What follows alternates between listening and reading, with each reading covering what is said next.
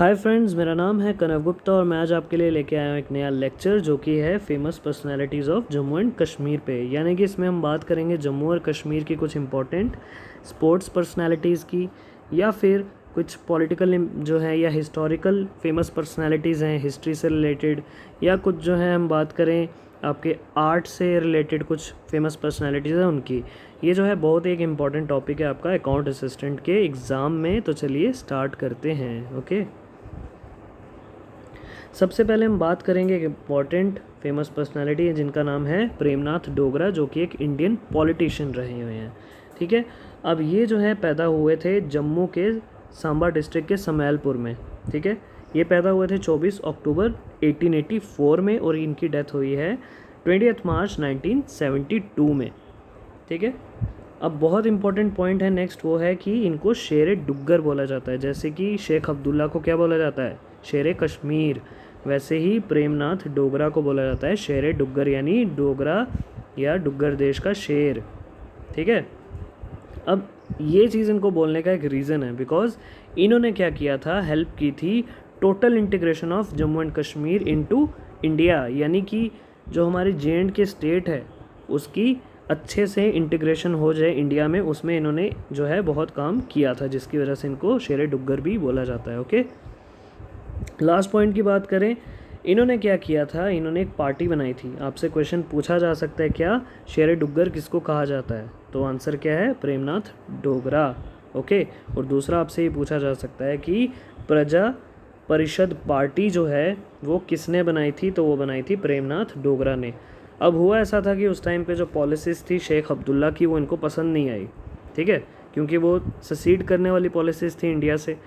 तो इन्होंने एक काउंटर में क्या किया, अपनी एक पार्टी बनाई 1947 में, प्रजा परिषद पार्टी।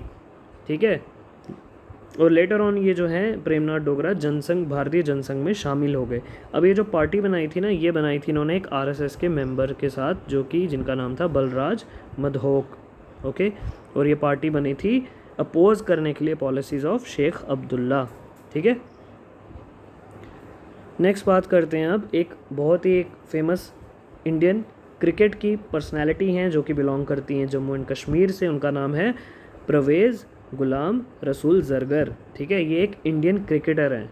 आपसे क्वेश्चन ऐसा पूछा जा सकता है कि जो गुलाम रसूल या फिर परवेज़ गुलाम रसूल हैं is associated with which one of the following sports. ठीक है, ऑप्शन आएगा आपका हॉकी आ जाएगा, वुशू आ जाएगा, ठीक है, देन शूटिंग या क्रिकेट। तो आंसर क्या होगा, क्रिकेट। ठीक है, ये जो है इनका बर्थ हुआ था 13 फरवरी 1989 को, और ये एक ऑलराउंडर है, यानी बैटिंग और बॉलिंग दोनों करते हैं क्रिकेट में, और ये खेलते हैं हमारी जम्मू एंड कश्मीर की जो रणजी टीम है उसके लिए। ठीक है, देन नेक्स्ट बात करें, ये जो है इनके बारे में बताया गया है राइट हैंडेड बैट्समैन है और ये ऑफ ब्रेक बॉलर हैं। उसके बाद नेक्स्ट जो है मोस्ट इंपॉर्टेंट पॉइंट है, आपसे पूछा जा सकता है कि which one of the following player was the first cricketer who played IPL। ठीक है, और मेंशन किया गया होगा कि J&K का कौन सा है, तो आंसर क्या है, गुलाम रसूल। ठीक है, तो क्या पॉइंट है, गुलाम रसूल जो है वो फर्स्ट क्रिकेटर थे J&K से जिन्होंने पहली बारी IPL खेला।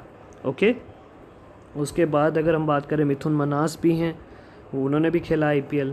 ठीक है, देन लास्ट पॉइंट की बात करें, जो इनका इंटरनेशनल डेब्यू हुआ था वो हुआ था जिम्बाब्वे टूर में 2013 में। ठीक है,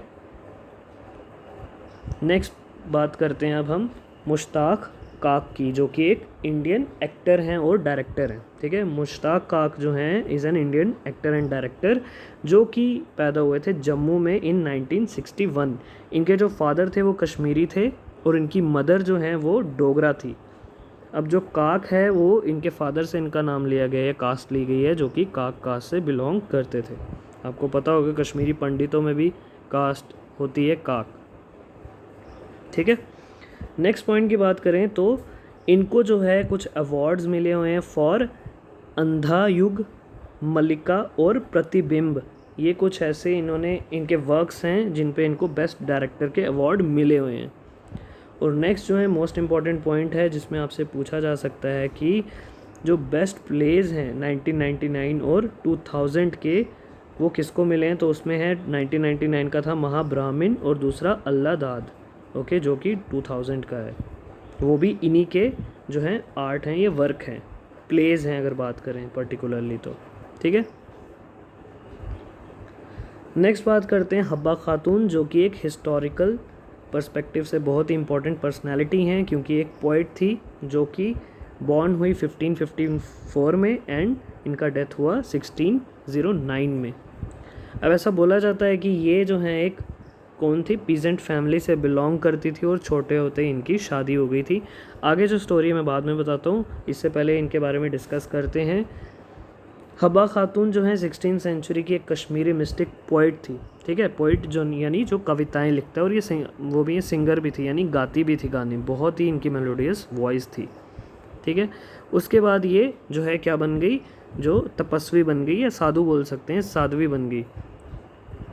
अब ये ऐसा हुआ था कि इनके जो हस्बैंड थे उनको अकबर ने कैप्चर कर लिया था, जिनका नाम था यूसुफ शाह चक, ठीक है। तो जब इनको कैप्चर कर लिया उसके बाद से ये अकेली रह गई, तो ये जो है यहाँ वहाँ पहाड़ों में घूम के गाने गाती थी, ठीक है। और मोस्ट इम्पॉर्टेंट पॉइंट जो है इनका, वो आपसे एग्ज़ाम में पूछा जा सकता है, बहुत इंपॉर्टेंट है, कि नाइटिंगेल ऑफ कश्मीर किसको बोलते हैं, तो आंसर है हब्बा खातून को बोलते हैं Nightingale of Kashmir, okay. Next point की बात करें तो ये पैदा हुई थी एक छोटे से विलेज में जिसका नाम है चंद्रहार, ओके। ये जो है विलेज, ये है संबूरा के आसपास, जो कि पंपोर के पास है, ठीक है। कश्मीर वैली में बात करें, कश्मीर वैली में एक जगह है पंपोर, उसके पास है संबूरा, उसमें एक छोटा सा गांव है चंद्रहार, वहाँ पे ये पैदा हुई थी हब्बा खातून। और इनको जो है, इनका जन्म का जो नाम था वो था जून, या फिर ZUNB बोला जाता है, जिसका मतलब होता है चांद या मून, ओके। और ये इसीलिए बोला जाता था इनको क्योंकि ये बहुत ही ज़्यादा खूबसूरत थी। अब ऐसा बोला जाता है, आपको जो बताया मैंने पहले भी, कि इनकी छोटे होते शादी हो गई थी, बट वो शादी चली नहीं, ठीक है, डाइवोर्स हो गया इनका। उसके बाद जो यूसुफ शाह चक है ना, जो वो शिकार पे निकले हुए थे, तो उन्होंने इनको देखा, हब्बा खातून को, ठीक है, यानी जून को देखा, ये गाना गा रही थी वहाँ पे, इनको बहुत ही ज़्यादा पसंद आए वो, और दोनों को प्यार हुआ, और बाकी बाद में इन्होंने शादी कर ली, बाकी इनकी मिस्ट्रेस बन गई। क्योंकि आपको पता है यूसुफ शाह चक जो हैं ये सेकंड रूलर थे चक डायनेस्टी के, जो कि कश्मीर में रूल करते थे, ठीक है, उनकी ये वाइफ थी, और इन्होंने इनको नाम दिया हब्बा खातून, ठीक है। उससे पहले इनका नाम था जून। अब यूसुफ शाह चक की बात करें, इन्होंने एक और इम्पॉर्टेंट काम किया, क्या, गुलमर्ग का नाम रखा है, जिसका नाम पहले गोरी मार्ग था, ठीक है, गोरी मार्ग यानी गोरी का मार्ग, और उसका नाम चेंज करके इन्होंने गुलमर्ग रख दिया, ओके। ऐसा बोला जाता है कि हब्बा खातून और यूसुफ शाह चक दोनों गुलमर्ग में घूमा करते थे, ठीक है। नेक्स्ट उसके बाद बात करते हैं भजन सपोरी की, ओके। बहुत इंपॉर्टेंट है बिकॉज ये एक जो है आर्ट से रिलेटेड फेमस पर्सनालिटी है, ये एक इंडियन इंस्ट्रूमेंटलिस्ट है। इंस्ट्रूमेंटलिस्ट यानी कि कोई भी एक ऐसा इंसान जो इंस्ट्रूमेंट बजाता है, कोई तबला हो गया, गिटार हो गया, संतूर हो गया, कोई भी एक इंस्ट्रूमेंट बजाने वाला, ठीक है। अब मोस्ट इम्पॉर्टेंट क्वेश्चन है इसमें, आपसे क्या पूछा जाता है कि भजन सपोरी जो हैं वो कौन सा इंस्ट्रूमेंट बजाते हैं, या he is associated with which one of the following musical instrument, तो आंसर है संतूर, ओके। ये एक जो है स्ट्रिंग्ड इंस्ट्रूमेंट है, यानी गिटार में जैसे स्ट्रिंग होती है ना, वैसे ही संतूर है एक एंशिएंट इंडियन का जो है म्यूज़िकल इंस्ट्रूमेंट है, एंशिएंट इंडिया का, उसमें भी स्ट्रिंग्स होती हैं, तो ये वो बजाते हैं, ठीक है। उसके बाद बात करें तो ये बिलोंग करते हैं भजन सपोरी सोपोर एरिया जो है कश्मीर वैली में, वहाँ से, ठीक है, सोपोर एक डिस्ट्रिक्ट है, वहाँ से ये बिलोंग करते हैं। उसके बाद ऐसा बोला जाता है कि इनकी जो जनरेशन्स है ना पिछली, वो सारी के सारी संतूर ही बजाते हुए आ रही हैं, और आगे वाली जनरेशन जो है इनके बच्चे हैं वो भी संतूर ही बजा रहे हैं, ठीक है। अब ये जो हैं ये बिलोंग करते हैं सूफियाना घराना को। ये घराने जो होते हैं क्या होते हैं, म्यूज़िकल जो हाउसेस बड़े बड़े, जो आपकी जनरेशन्स, जैसे एक अगर इंसान है उसमें गाना गा रहा है तो पूरी जनरेशन्स आगे वही फॉलो कर रही हैं ट्रेडिशन, ठीक है। उसके बाद क्या पॉइंट है, ही बिलोंग्स टू सूफियाना घराना ऑफ इंडियन क्लासिकल म्यूज़िक, यानी इंडियन क्लासिकल म्यूज़िक जो है उसमें सूफियाना घराना से बिलोंग करते हैं कौन, भजन सपोरी, ओके। उसके बाद ये पॉइंट हम कवर कर चुके हैं कि इनकी फैमिली जो है 6 जनरेशन से जो है संतूर बजा रही है, ठीक है। उसके बाद इनकी क्या होता है, पहली जो परफॉर्मेंस होती है पब्लिक, वो होती है कहाँ पे, जो प्रयाग संगीत समिति है, इन्होंने एक ऑर्गेनाइज़ की होती है कॉन्फ्रेंस, उसमें तब ये 10 साल के होते हैं, उस टाइम पे इनकी जो है पहली परफॉर्मेंस होती है। अब प्रयाग संगीत समिति जो है ये इलाहाबाद में एक इंस्टीट्यूट है, म्यूज़िकल इंस्टीट्यूट। ये जो है आपकी डिग्री और डिप्लोमा दोनों इशू करता है, ठीक है। और पर्टिकुलरली अगर देखा जाए, ये बना था कि जो भी हमारी पुरानी म्यूज़िकल आर्ट है उसको बचाया जा सके, ठीक है, उसमें कोई डिस्ट्रॉशन ना आए, उसलिए ये बनाया गया था। और अब ये एक म्यूज़िकल इंस्टीट्यूट बन चुका है, ठीक है। नेक्स्ट जो है लास्ट पॉइंट इंपॉर्टेंट है। उसके बाद इनके जो बेटे हैं सपोरी के, यानी भजन सपोरी के बेटे अभय पुस्तुम सपोरी, ये भी एक संतूर प्लेयर है। मैंने बताया ना आपको, घराना, यानी अगर वो संतूर बजाते रहे हैं उनके पहले के फोर फादर्स, तो ये आगे भी उसको कैरी ऑन कर रहे हैं, ठीक है। और इनके फादर और सन, यानी ये खुद और इनके बच्चे जो हैं काफ़ी बारी देखे गए हैं, बच्चे यानी अभय के बारे में बात की जा रही है, ये देखे गए हैं इकट्ठे परफॉर्मेंस देते हुए। नेक्स्ट जो है बहुत एक इम्पॉर्टेंट पॉलिटिकल फेमस पर्सनैलिटी हैं बलराज पुरी, ये भी बिलोंग करते हैं हमारे जम्मू से, ठीक है। अब बलराज पुरी जो हैं ये जो है ह्यूमन राइट एक्टिविस्ट हैं, या फिर इनको पीस एक्टिविस्ट भी बोला जाता है, जिन्होंने अपना कैरियर जो है शुरू किया था जर्नलिज्म में, यानी पत्रकारिता में 1942 में, ओके। उसके बाद जो इनका 68 यानी 68 सालों का पब्लिक कैरियर रहा है, उसमें इन्होंने बहुत ही इंपॉर्टेंट रोल निभाए हैं। अगर पर्टिकुलरली बात की जाए, कश्मीर एकॉर्ड में इन्होंने मीडिएट किया था, या फिर जिसको क्या बोला जाता है 1974 इंदिरा और अब्दुल्ला एकॉर्ड, ठीक है, जो कि किसके बीच में, शेख अब्दुल्ला और इंदिरा गांधी के बीच में एकॉर्ड हुआ था 1974 में। उनमें जो है बलराज पुरी का बहुत ही एक इम्पॉर्टेंट रोल था, ओके। अब ये जो एकॉर्ड था, इसमें बात की गई थी, आपको पता है इससे पहले जो है बगावती सुर हो गए हुए थे शेख अब्दुल्ला के बहुत, जिसकी वजह से 11 साल के लिए इनको जेल में डाला गया था, है ना, इंडियन अथॉरिटीज़ ने डाल दिया था। देन क्या होता है, 1971 की बांग्लादेश वॉर होती है, जो लिबरेशन वॉर, जिसमें इंडिया जो है पाकिस्तान को बुरी तरह से हराता है। उसके बाद शेख अब्दुल्ला देख लेते हैं कि यहाँ पे अब पाकिस्तान का रोल कुछ नहीं बचा है, तो बेहतरी इसी में है कि इंडिया के साथ ही मिलके कुछ किया जाए, ठीक है। अब इनके पास कुछ ज़्यादा तो होता नहीं है शर्तें रखने के लिए, तो इंदिरा गांधी इनकी सारी शर्तें मना कर देती हैं, बदले में सिर्फ ये बोलती हैं इनको, इन्होंने बोला होता है कि हमको प्लेबिसाइड चाहिए, तो इंदिरा गांधी जो हैं वो साफ मना कर देती हैं कि आपको जो करना है करो, बट ये शर्तें आपकी पूरी नहीं होंगी, ठीक है। तो इनको माननी पड़ती हैं फिर सारी बातें इंदिरा गांधी की। बदले में इंदिरा गांधी बोलती हैं कि आप जो है इलेक्शन लड़के फिर से सीएम बन सकते हो।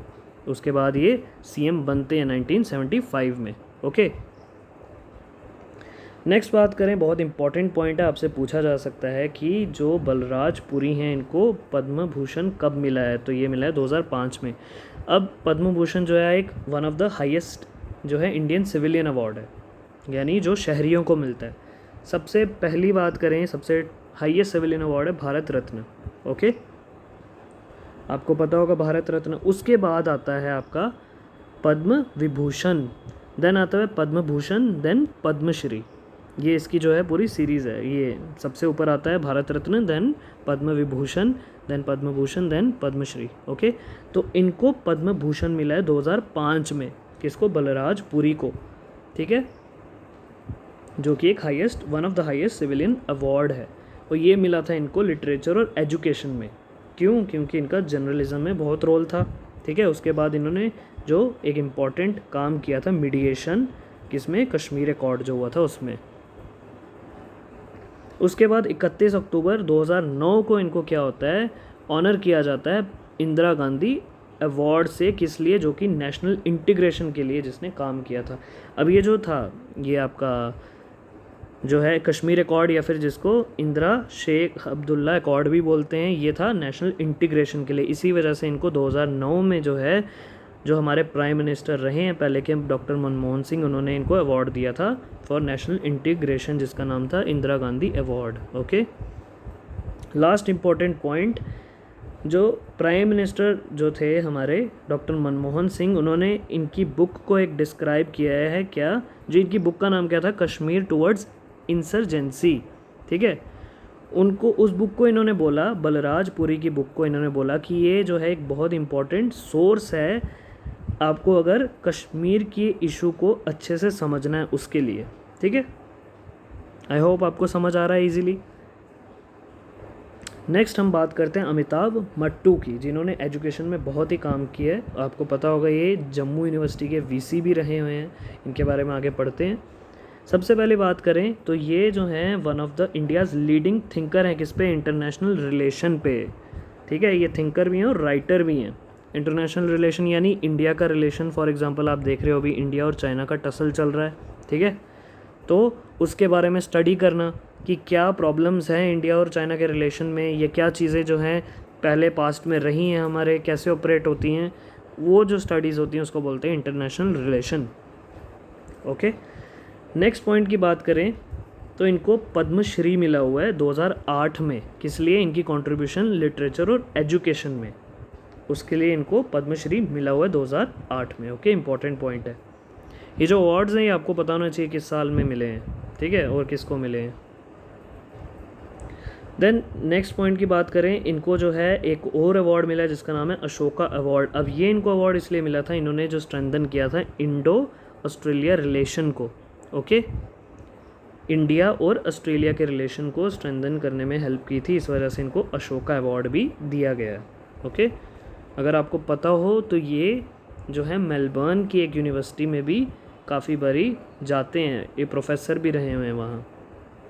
Then most important point, he became the youngest VC of Jammu university in 2002, यानी 2002 में इनको वीसी बना दिया गया था जम्मू यूनिवर्सिटी का, जो कि उस टाइम ये यंगेस्ट थे, ठीक है। ये आज तक की यंगेस्ट वीसी रहे हैं जम्मू यूनिवर्सिटी के।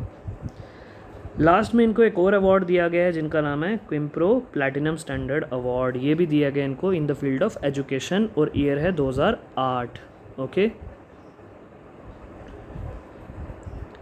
अब इनकी बात करें अगर अमिताभ मट्टू की, इन्होंने जो है JNU से भी जो है पढ़ाई की है, ओके, सॉरी JNU से। उसके बाद ये जो है वाइस चांसलर भी रहे हैं किसके, मिरांडा हाउस, आपको पता होगा बहुत ही एक फेमस दिल्ली में कॉलेज है, वुमेन कॉलेज है लड़कियों का, उसके ये हेड रहे हैं, ठीक है।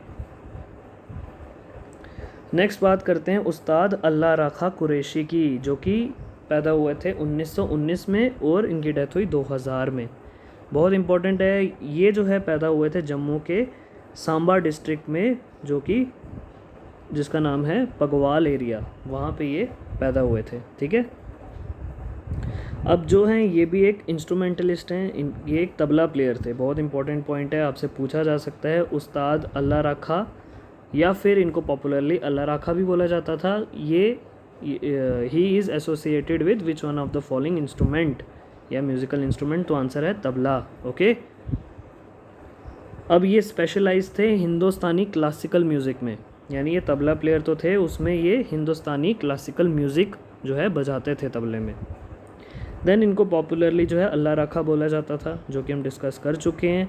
अब एक और इम्पॉर्टेंट पॉइंट है, जो वेस्टर्न ऑडियंस है ना, उसमें इन्होंने इंट्रोड्यूस किया था तबला को, यानी जो तबला है उससे पहले इतना पॉपुलर नहीं था वेस्टर्न ऑडियंस, यानी जो वेस्ट है अपना, हमारा US हो गया, UK, ये सारी जो कंट्रीज़ हैं वहाँ पे तबला इतना फेमस नहीं था, तो इन्होंने ही जो है इंट्रोड्यूस किया था तबला वेस्टर्न ऑडियंस में।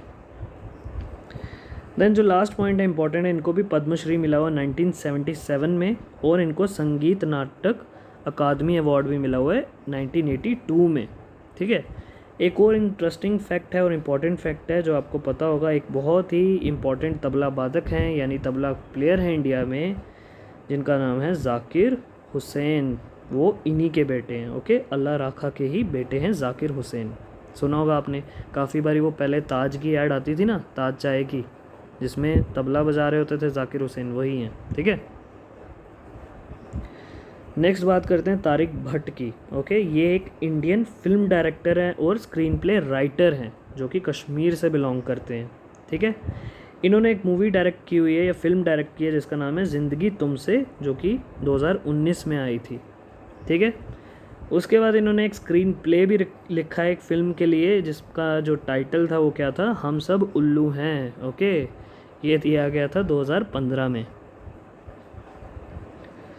नेक्स्ट है फैज़ अहमद मलिक, बहुत इंपॉर्टेंट है बिकॉज ये साइंटिस्ट हैं एक, ठीक है, बहुत ही फेमस पर्सनालिटी हैं ये भी, जम्मू एंड कश्मीर की। ये एक इंडियन फार्माकोलॉजिस्ट हैं। अब फार्माकोलॉजिस्ट कौन होता है, जो कि डील करता है मेडिसिन से, ठीक है। अगर हम बात करें जैसे कि केमिकल, मेडिसिन क्या होती है, केमिकल से ही बनी होती है ना, तो केमिकल्स कैसे इंटरेक्ट कर रहे हैं लिविंग ऑर्गेनिज्म के साथ या ह्यूमन बॉडी के साथ, उसको जो स्टडी करता है वो है फार्माकोलॉजिस्ट, यानी मेडिसिन की स्टडी करने वाला। ओके, उसके बाद ये कैंसर बायोलॉजिस्ट भी हैं, यानी कैंसर जो बीमारी है उससे डील करते हैं, उसके बारे में इन्होंने स्टडीज़ की हैं और ऑपरेट भी करते हैं उसको, ठीक है। अब ये एक साइंटिस्ट हैं किसमें, IIM में, जिसका नाम क्या है, Indian institute of integrative medicine of council of scientific and industrial research, यानी CSIR और IIM। अगर आपको जम्मू में से आप में से कोई जम्मू रहता है तो आपको पता होगा IIM का ऑफिस भी है जम्मू में, ठीक है। उसके बाद नेक्स्ट पॉइंट की बात करें, he is known for his studies on investigating the regulatory mechanism of cancer stem cell during tumour metastasis. Okay, यानी कि इसमें बोला गया है कि इनका जो है बहुत ही एक इम्पॉर्टेंट स्टडी रही है, जिसमें इन्होंने किसके रिलेटेड पढ़ा है कि जो कैंसर स्टेम सेल होता है, सॉरी कैंसर स्टेम सेल जो होता है उसका मैकेनिज़्म क्या होता है during tumour metastasis. Okay, next point की बात करें, देन इनको एक अवार्ड मिला हुआ है जो कि डिपार्टमेंट ऑफ बायोटेक्नोलॉजी, जो कि गवर्नमेंट ऑफ इंडिया के अंडर आता है, उन्होंने इनको अवार्ड दिया था नेशनल बायो साइंस अवार्ड, ठीक है, जो कि दिया गया था 2014 में फॉर, सॉरी ये क्या हो रहा है, जो कि दिया गया था 2014 में for career development. Okay, next बात करते हैं एक बहुत ही इम्पॉर्टेंट जो है हमारे चहेते सोनम वांगचुक की, जो कि आपको पता है 3 इडियट्स मूवी जो है वो इन्हीं पे बनी हुई है, ठीक है। इनकी जो डिस्कवरीज़ हैं कुछ, उनमें एक कैरेक्टर है। अब ये जो है एक इंजीनियर हैं पेशे से, उसके बाद ये इनोवेटर भी हैं क्योंकि इन्होंने कुछ इन्वेंशंस की हैं जिसके बारे में आगे बात करेंगे, जैसे आई स्तूपा की। देन उसके बाद ये एजुकेशनल जो है रिफॉर्मिस्ट भी है, इन्होंने एजुकेशन के सेक्टर में बहुत काम किया है, ठीक है। जैसे कि इन्होंने बहुत ही फेमस एक सेकमोल बनाया है, जिसका फुल फॉर्म क्या है, ये फाउंडिंग डायरेक्टर हैं सेकमोल के, जिसका है the students educational and cultural movement of Ladakh, जो कि बनी थी 1988 में। अब ये इसलिए बनाई गई थी ताकि जो लद्दाख का कल्चर है ना उसको प्रिजर्व किया जा सके, ठीक है।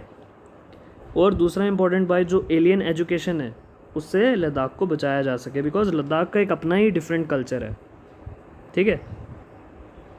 नेक्स्ट बहुत इंपॉर्टेंट है, आपसे पूछा जा सकता है कि सोनम वांगचुक है, इनकी क्या डिस्कवरी है, कुछ भी पूछा जा सकता है आपको कि इन्होंने कैंसर में किया है कुछ, या फिर इन्होंने लाइट में कुछ किया है, या इन्होंने वाटर कंजर्वेशन में कुछ किया है, या आई स्तूपा। तो आंसर क्या होगा, वाटर कंजर्वेशन या फिर आई स्तूपा, बिकॉज जो आई स्तूपा है it is associated with water conservation, यानी पानी को बचाने के लिए कुछ इन्होंने टेक्निक्स जो हैं डेवलप की थी या इनोवेट की थी, ठीक है। ही इन्वेंटेड आई स्तूपा, नेक्स्ट पॉइंट है, ही इन्वेंटेड आई स्तूपा टेक्निक, ठीक है, जो कि क्या करती है, आर्टिफिशियल एक ग्लेशियर बना देती है, ठीक है, जो कि विंटर्स में वाटर को बचाने के लिए जो है काम में लाया जाता है।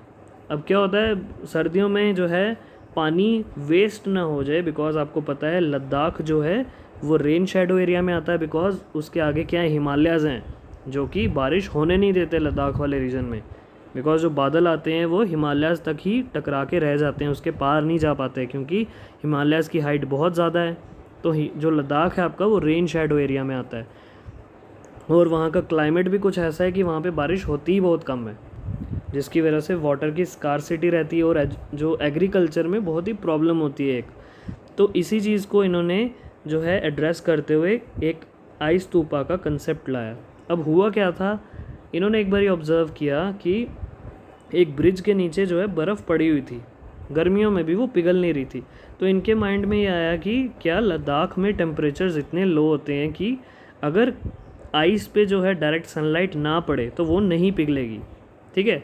तो इन्होंने इसी चीज़ को जो है यूज़ किया वाटर कंजर्वेशन में। इन्होंने क्या किया, जो आपका गर्मियों के टाइम क्या होता है, पानी जो है कहीं से इन्होंने रिवर से ला के क्या किया, उसको जो है आइस की फॉर्म में उसको कन्वर्ट किया, जिसको आइस तूपा बोलते हैं। और इसका काम ये था, एक्चुअली इनका मानना ये था कि अगर जो है बर्फ़ फैली हुई पड़ी है तो वो पिघल जाएगी, बट वो क्या है, अगर एक कंसनट्रेटेड जगह में पड़ी है तो वो उतना इजीली नहीं पिघल पाएगी। क्यों? और इन्होंने क्या किया, पहाड़ जो है ना उसके जो है इस रीजन में ये आइस तूपा बनाए हुए हैं ताकि इस पे जो है सनलाइट ना पड़े डायरेक्ट, अगर पड़े भी तो बहुत कम पड़े, जिसकी वजह से पिघले ना। और जब सर्दियाँ आ जाए, जब पानी की ज़रूरत है, तो उस टाइम ये इस पानी को यूज़ कर सकें, ठीक है। आई होप आपको समझ आया हो ये। तो ये हैं सोनम वांगचुक। नेक्स्ट जो है कुछ मिसलेनियस इंपॉर्टेंट पॉइंट्स की बात करते हैं, जैसे कि महबूबा मुफ्ती जो कि first women CM of Jammu and Kashmir हैं। आपसे ये पूछा जा सकता है कि first women CM of Jammu and Kashmir कौन है, तो आंसर क्या है, महबूबा मुफ्ती। ओके, नेक्स्ट बात करें गुलाम मोहम्मद सादिक की, जो कि first CM of Jammu and Kashmir हैं। अब आपको पता होगा जब ये फर्स्ट सीएम है, उससे ऐसा नहीं कि उससे पहले सीएम नहीं थे, बट उस टाइम उस पोस्ट का नाम पीएम था। ओके, तो इस वजह से इनको क्या नाम दिया गया, first CM of Jammu and Kashmir. Then बात करें बख्शी गुलाम मोहम्मद, बहुत ही एक इम्पॉर्टेंट पर्सनालिटी है जिनको आर्किटेक्ट ऑफ मॉडर्न कश्मीर भी बोला जाता है। इंपॉर्टेंट पॉइंट है, आपसे पूछा जा सकता है कि who is known as architect of modern Kashmir. Then father of Dogri ये बोला जाता है रामनाथ शास्त्री को, ठीक है, क्योंकि डोगरी स्क्रिप्ट में इन्होंने क्या है काम किया है बहुत ज़्यादा। देन फिफ्थ पॉइंट की बात करें तो शेख मोहम्मद अब्दुल्ला को क्या बोला जाता है, शेर कश्मीर। ये हैं पीएम और सीएम दोनों रहे हैं जम्मू एंड कश्मीर के। अब ऐसा नहीं है पीएम जो है वो इंडिया वाला है, ये सीएम को ही उस टाइम पे पीएम बोला जाता था, ठीक है। सिक्स पॉइंट की बात करें तो कलहन, आपने अगर हिस्ट्री का लेक्चर सीरीज़ देखी है, बहुत इंपॉर्टेंट है ये पर्सनालिटी, हिस्टोरिकल जो है ऑथर हैं ये किसके, राजा तरंगिनी, जो कि लिखी गई थी 12th सेंचुरी में, 12th सेंचुरी AD में, ठीक है।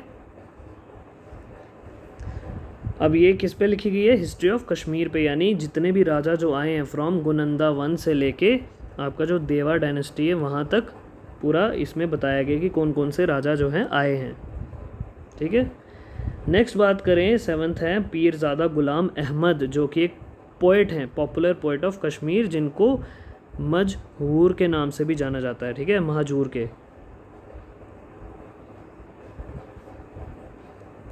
नेक्स्ट उसके बाद आपसे पूछा जा सकता है कि लास्ट रूलर ऑफ J&K कौन है, प्रिंसली स्टेट ऑफ J&K बोला जा सकता है, वो हैं हरि सिंह, ठीक है, महाराजा हरि सिंह। फाउंडर पूछा जा सकता है, फाउंडर ऑफ आपका princely state of Jammu and Kashmir, तो वो गुलाब सिंह हैं, ठीक है। देन उसके बाद बात करें PN धर, जो कि प्रिंसिपल सेक्रेटरी रहे हैं किसके, PM इंदिरा गांधी के, ठीक है। लास्ट जो है हमारा पॉइंट है वो है मोती लाल खेमू, बहुत इंपॉर्टेंट है ये, इनका जन्म हुआ था 1933 और डेथ हुई है इनकी 2018 में। ये जो एक प्ले राइटर हैं, कश्मीर से बिलोंग करते हैं, और इनका एक प्ले है बहुत ही फेमस, नाटक त्रुचे, जो कि 1980 में इन्होंने जो है लिखा था।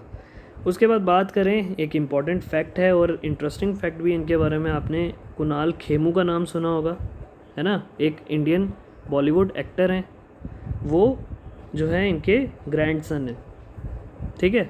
तो यहाँ पे जो है हमारा लेक्चर ख़त्म होता है फेमस जो है personalities of Jammu and Kashmir का। होपफुली आपको सारा जो है इजीली समझ आया हो। तो अगर कोई भी डाउट हो उसके बारे में आगे हम एक MCQs लाएंगे, उसमें आप जो है पूछ सकते हैं। तो चलिए यहाँ पे ख़त्म करते हैं हमारा lecture. Thank you so much.